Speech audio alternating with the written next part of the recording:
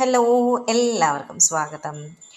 ഇന്ന് ഞാൻ ഒരു ഫുഡ് വീഡിയോ ചെയ്യാമെന്ന് വിചാരിച്ചു. അപ്പോൾ ഇന്ന് കണ്ണൂരിൽ ഞാൻ നെസ്റ്റോ ഹൈപ്പർ മാർക്കറ്റിൽ പോയിട്ടുണ്ടായിരുന്നു. അപ്പോൾ അവിടുന്ന് നല്ല കൂന്തൽ കിട്ടിയിട്ടുണ്ടായിരുന്നു. എനിക്ക് നെസ്റ്റോയിലെ കൂന്തൽ ഭയങ്കര ഇഷ്ടമാണ് കേട്ടോ. കൂന്തൽ ഇഷ്ടപ്പെടാൻ കാരണം നന്നായിട്ട് അവർ ക്ലീൻ ചെയ്ത് നല്ല പാക്ക് ചെയ്ത് തരും നമുക്ക്.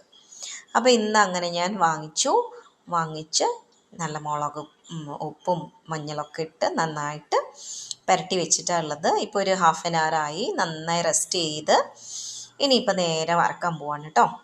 ഇതാ പാനൊക്കെ ഇങ്ങനെ ചൂടായി വന്നിട്ടുണ്ട്. ഞാൻ എപ്പോഴും പ്രിഫർ ചെയ്യുന്നത് നമ്മളെ ഇരുമ്പ് ചീൻചട്ടി അല്ല കേട്ടോ. കൂന്തൽ ഇരുമ്പ് ചീൻചട്ടിയിൽ വറക്കുമ്പോൾ കുറച്ചും കൂടെ റഫായി വരുന്നത് എനിക്ക് ഫീൽ ചെയ്തിട്ടുണ്ട്. അതുകൊണ്ട് നോൺ സ്റ്റിക്ക് പാനിൽ തന്നെയാണ് ഞാൻ കുക്ക് ചെയ്യുന്നത് കേട്ടോ. അപ്പോൾ നമുക്കിതൊന്ന് ഫ്രൈ ചെയ്യാം. അപ്പോൾ ആദ്യം നമുക്ക് കുറച്ച് എണ്ണ ഒഴിക്കാം. കുറച്ച് എണ്ണ മതി കേട്ടോ. കുറച്ച് എണ്ണ ഒഴിച്ച് നമുക്ക് നന്നായിട്ടൊന്ന് ഫ്രൈ ചെയ്യാം. ഇപ്പോൾ പാൻ നന്നായി ചൂടായിട്ടുണ്ട്. അപ്പോൾ നമുക്ക് ഇങ്ങനെ കൂന്തൽ ഇങ്ങനെ ഇട്ട് കൊടുക്കാം. 1 by 1 ആയിട്ട് നമുക്ക് ഇങ്ങനെ കൂന്തൽ ഇട്ട് കൊടുക്കാം. അപ്പം കൂന്തലൊക്കെ നമ്മളിങ്ങനെ വറക്കാൻ ഇട്ടിട്ടുണ്ട്. ഇത് നമുക്ക് കുറച്ച് നേരം ഒന്ന് അടച്ചു വെച്ച് കുക്ക് ചെയ്യാം. ഇത് അടച്ചു വെച്ച് കുക്ക് ചെയ്യുമ്പം ഇതിൻ്റെ വാട്ടർ കണ്ടൻറ്റൊക്കെ ഇറങ്ങി അത് നല്ല സോഫ്റ്റ് ആവും കേട്ടോ. അപ്പം അതുപോലെ തന്നെ നമ്മുടെ ഈ കൂന്തൽ ഒന്ന് മൂത്ത് വരുമ്പോൾ കുറച്ച് ഗാർലിക് ഒന്ന് ക്രഷ് ചെയ്തത് നമ്മളൊന്ന് ഇട്ടിട്ടുണ്ടെങ്കിൽ അത് നല്ലതാണ്. നല്ലൊരു ഫ്ലേവർ ഉണ്ടാവും, കൂന്തലിന് നല്ലൊരു ടേസ്റ്റ് ഉണ്ടാവും. അപ്പോൾ ചില നാട്ടിൽ കൂന്തൽ പറയും, ചിലയിടത്ത് കണവ പറയും. ഓക്കെ, ഇത് ഇംഗ്ലീഷിൽ എന്താ പറയാമെന്നറിയോ? സ്ക്വിഡാണ് കേട്ടോ.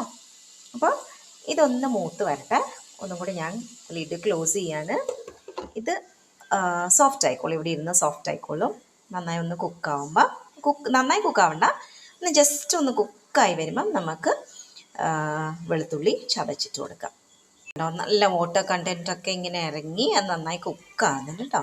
അപ്പം നമുക്ക് കുറച്ച് ഗാർലിക്ക് നമുക്ക് ഇട്ട് കൊടുക്കാം.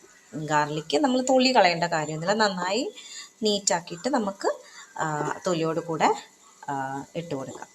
ഈ ഗാർലിക്ക് സീ ഫുഡിനോട് എപ്പോഴും നല്ലതായിട്ട് ബ്ലെൻഡ് ആകുന്ന ഒരു സ്പൈസാണ് കേട്ടോ.